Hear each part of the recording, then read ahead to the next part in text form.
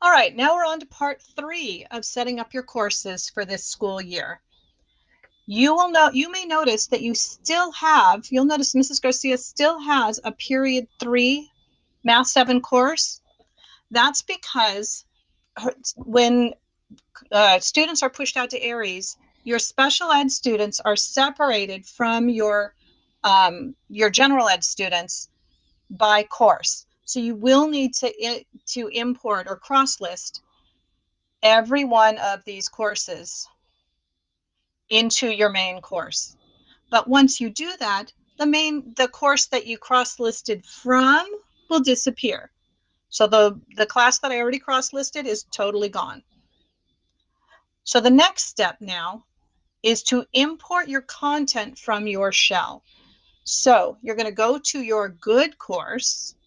Oh, and by the way, you can check your settings. Let me just show you really quick to make sure you get all those groups of students. Because the course disappears after cross-listing, that is another way to check. But you can always confirm when you go into the section. And if I look at this other period 3, and I go to settings and sections, if you see the SSID number, it's the last 4 are 3258. If I go back to the main course, I will see it's not there yet. Okay, if I go back to the main course here, and again, settings and sections, you can see that 3258 is not up here. So I do still need to cross list it. But once I do, it's going to disappear off the dashboard.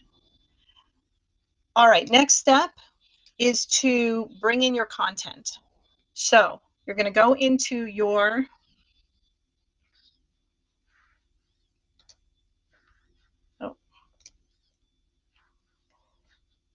hang on.